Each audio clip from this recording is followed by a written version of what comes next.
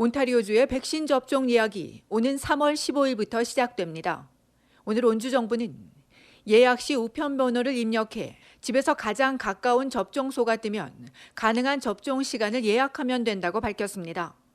온라인과 전화로 운영되는 백신 접종 예약 시스템은 80세 이상부터 연령별로 진행됩니다. 75세 이상은 4월 15일부터, 70세 이상은 5월 1일, 65세 이상은 6월 1일, 60세 이상은 7월 1일부터 예약할 수 있습니다. 온라인이나 전화 예약이 어려운 고령자는 가족이나 친구가 대신해 줄 수 있습니다. 하지만 본인의 예약 기간이 아닌데 미리 접속하면 거부될 수 있습니다. 이런 가운데 일부 지역은 다음 주부터 80세 이상 고령자의 접종을 시작합니다. 1단계 접종을 마친 덕분으로 구엘프 지역은 다음 주 화요일부터, 오타와는 3월 5일 핫스팟 지역에서 접종해 줄 예정입니다. 토론토는 집단 접종소 이외 또 다른 방법으로 모바일 백신 접종팀을 시범 운영하고 있습니다. 이들은 핫스팟 지역 노인 아파트를 직접 방문해 접종해 주고 있습니다. 이외에 오락가락 혼선을 야기했던 가정의 접종과 관련해 정부는 가정의도 주사를 놔줄 수는 있지만 가정의 사무실이 아닌 접종소에서 진행될 것이라고 설명했습니다. 오늘 정부가 연령별 접종 계획 일부를 공개했는데 5월 1일로 예정된 필수 근로자에 대한 우선 접종 대상은 아직까지 결정되지 않았고 60세 미만 연령대에 대한 계획도 내놓지 못하고 있습니다. 한편 이번 주 또는 다음 주에 접종을 시작하는 알버타와 퀘벡주와 달리 온주의 접종이 늦어지는 데 대해 정부는 아직 1단계 최우선 접종 대상자에 대한 접종이 진행 중이기 때문이라고 설명했습니다.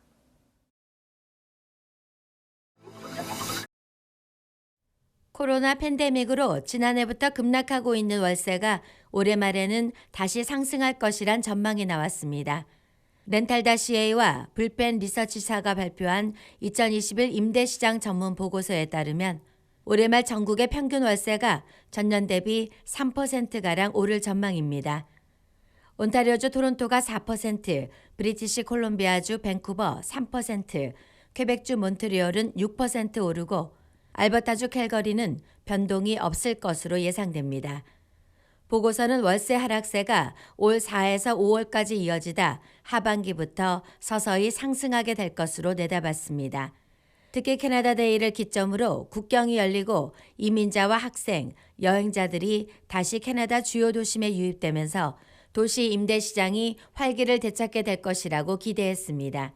다만 대규모 백신 접종과 신규 확진자 감소, 코로나19 회복이 관건입니다. 코로나 이후 세입자 선호도가 바뀌었습니다. 보고서에 따르면 주택 구성원에 따라 선호도는 달랐지만 코로나 이후 식품마트와 공원의 근접성이 각각 21%와 8%로 증가했고 반대로 역세권과 유아원 입지는 다소 감소했습니다. 지난해는 재택근무 증가에 따른 외곽으로의 인구 이동과 이민자 및 학생 감소, 실업자 증가 등으로 월세 하락이 지속됐습니다. 때문에 지난해 10월 공실률은 3.2%로 1년 전 동기간 2%보다 높아졌습니다.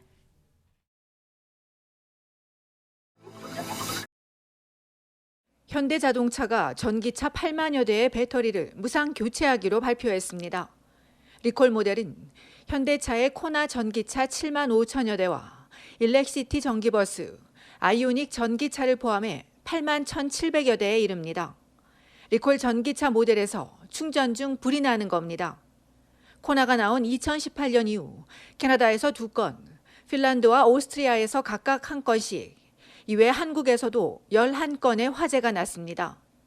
현대차는 이번 리콜에 해당하는 차량에 대해 다음 주 미국을 시작으로 다른 국가에서도 순차적으로 리콜 신고에 나설 예정입니다.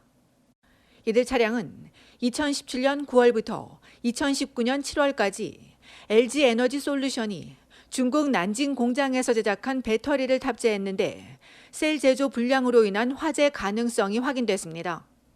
다만 화재 재현 실험을 진행 중인 국토부는 인화발화가 확인되지 않았다며 배터리와 배터리 관리 시스템 등에 대한 추가 조사를 진행하고 있다고 밝혔습니다. 현대차는 고객의 안전을 최우선으로 신속히 대응하고 있다며 우선적으로 배터리를 교체하고 비용 분담은 LG 에너지 솔루션과 협의를 통해 진행할 예정이라고 전했습니다. 한 매장 안에서 난투극이 벌어졌습니다. 지난 월요일 밤 브리티시 콜롬비아주 버나비에 있는 캐네디언 타이어에서 보안 요원들과 남성 손님이 육탄전을 벌였는데 사건의 발단은 마스크였습니다. 매장에 들어온 남성이 마스크를 쓰지 않은 채 돌아다니자 보안 요원이 방역 규정을 들어 마스크를 착용하거나 매장에서 나가줄 것을 요구했는데 이를 거부하면서 실랑이가 인 겁니다.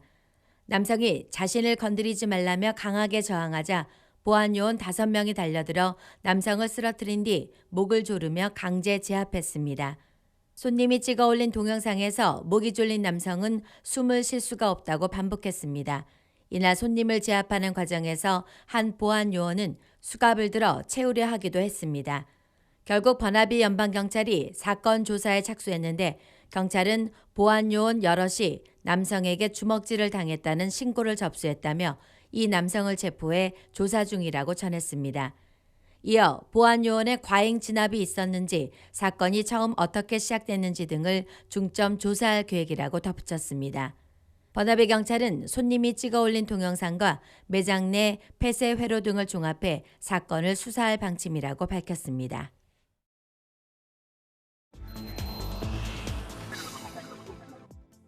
온타리오주 토론토 경찰이 조깅하던 70대 여성을 뒤에서 들이받은 사이클리스트를 공개 수배했습니다.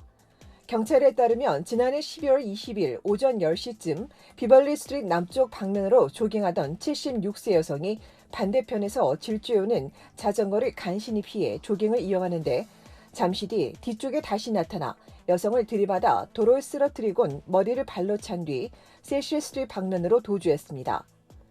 경찰은 용의자가 자전거 전용 도로가 있는데도 인도에서 범행을 저질렀다며 고의적인 묻지마식 공격으로 보고 25세에서 30세 사이의 흑인 용의자를 찾고 있다고 밝혔습니다. 한편 일주일에 3차례 조깅을 해오던 피해 여성은 사건 이후 3주간 병원에 입원했고 지금은 보조기구에 의존해 걷고 있습니다. 온타리오주 토론토 경찰서와 경찰대학에서 30여 명이 코로나19에 집단 감염됐습니다. 노스역에 위치한 토론토 31지구대는 정확한 감염자 수는 공개하지 않았으나 격리로 인해 부족한 인원을 다른 지구대에서 지원받아 운영 중이라 지역 치안엔 문제가 없다고 강조했으며 수차례 방역 작업도 진행했다고 덧붙였습니다. 지금까지 32명이 무더기 감염된 것으로 확인된 에토비코의 경찰대학은 모든 수업을 온라인으로 변경했습니다. 토론토 경찰과 토론토 보건당국은 이들 두 곳을 대상으로 감염 경로와 확진자 동선, 밀접 접촉자 등을 역학 조사하고 있습니다.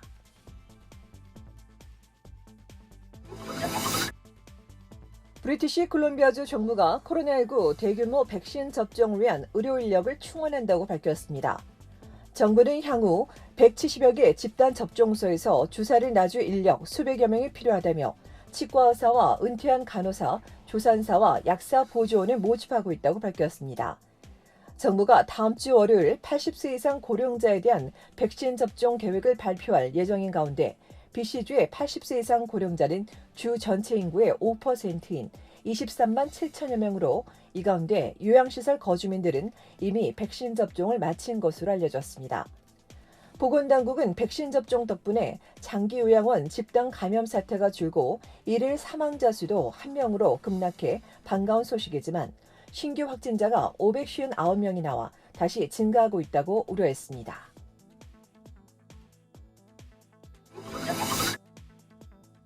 알버타주에선 오늘부터 집단시설에 거주하지 않는 75세 이상 고령자에 대한 백신 접종이 시작됐습니다. 당국에 따르면 1945년생과 이전 출생자는 오늘 오전 8시부터 인터넷과 전화를 통해 매일 오전 8시 20분부터 오후 3시 40분 사이 가능한 시간을 예약한 뒤 58개 접종소 중 한 곳에서 접종받을 수 있으며 교통편이 필요한 경우 가족이나 지인 또는 211번으로 연락해 도움받을 것을 당부했습니다. 백신 공급 물량이 늘어나는 3월 중순 이후부터 접종 시간이 연장될 예정인 가운데 정부는 지난주부터 은퇴자 홈이나 시니어 지원시설에 거주하는 고령자들을 대상으로 접종을 시작했다며 이곳 거주민들은 따로 예약할 필요가 없다고 밝혔습니다.